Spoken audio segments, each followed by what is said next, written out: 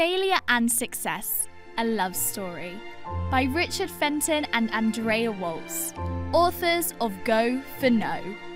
Failure and Success had been together so long neither could remember when their relationship began. Decades, centuries, who knew? It no longer mattered. Like all couples, they had their challenges. Success would get frustrated with failure, and failure would laugh at success's arrogance.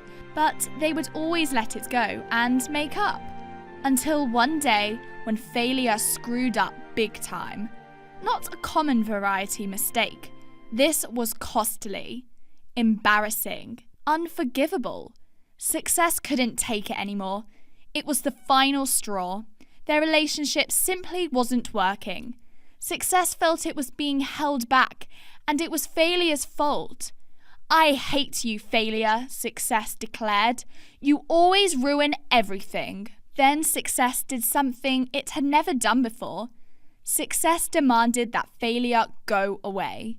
Success had threatened this many times, but failure never listened. Failure believed time healed all wounds, and they would reconcile. But this time was different. This time, failure could tell Success was serious. Success wanted failure gone. So, with a heavy heart, failure said goodbye and left. Success was thrilled. It was finally rid of failure. Things would be different now. And they were different. Things were calm, controlled, peaceful. Soon, however, Success found that things were very dull. There was no innovation, there were no breakthroughs, no aha moments. Nothing interesting or unexpected ever happened. Success was baffled. It had been certain that banishing failure was the right decision, but now it wasn't so sure. Ever since failure left, things were simply not the same. But Success, who did have a big ego, as failure often enjoyed pointing out, was stubborn. Success believed that things would turn around. They didn't. If things were dull before, now nothing was happening. Success found itself unable to produce anything worthwhile. Success ground to a standstill. There was no more progress. Oh, how Success missed progress. Success and failure's mutual best friend was progress.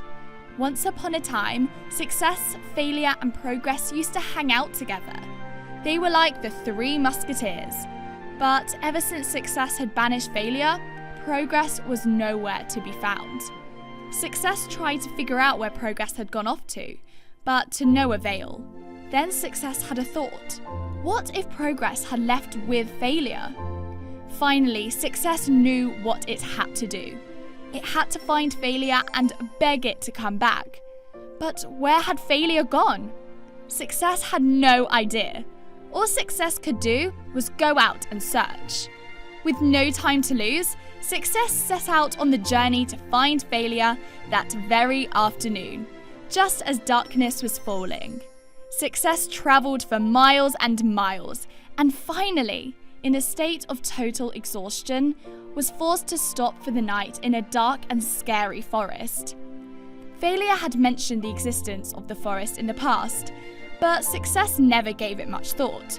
Now, Success found itself there. Leave it to failure to get Success stuck in a scary forest. Success spent the night cold and shivering in the darkness, more scared than it had ever felt before. But the next morning, the sun came out and Success continued on. Success travelled over rolling hills for quite some time and eventually came upon a small village. In the middle of the village, there was some kind of commotion. A group of people looked on as a man attempted to pull a tree stump out of the ground with his bare hands, but it wouldn't budge. The stump was too big.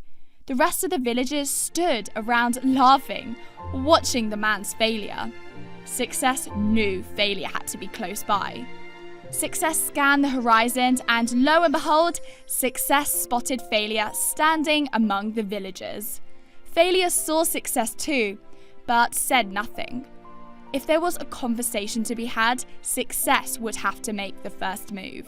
Success approached Failure and said, "Okay, here's the deal, Failure. I was wrong to send you away." Failure realised things must have gone very poorly because Success never admitted to being wrong about anything. Success continued. "Things were pleasant for a while after you left, but then nothing was happening. Even worse, when you and I stopped working together, progress just disappeared." Failure listened but said nothing. "Here's the thing, Failure," Success continued. "I thought we were opposites, that we didn't belong together. But we do. We're not opposites, just opposite sides of the same coin. Without you, nothing amazing happened. And you know me, I'm only interested in amazing." Failure finally took a step forward and the two embraced. "Oh," Success added, "I had to stay overnight in that creepy forest, no thanks to you." Failure shrugged. Success liked to complain about difficulties sometimes. It always wanted things to be quick and easy, but Failure knew that wasn't how the world worked. Suddenly, from behind them, a cheer arose from the crowd.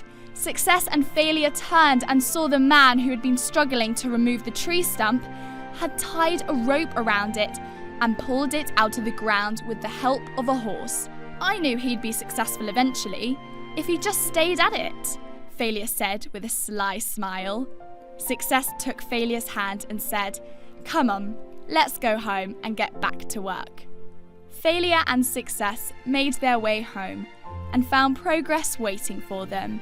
"I'm glad the two of you came to your senses," Progress said. "You were meant to be together."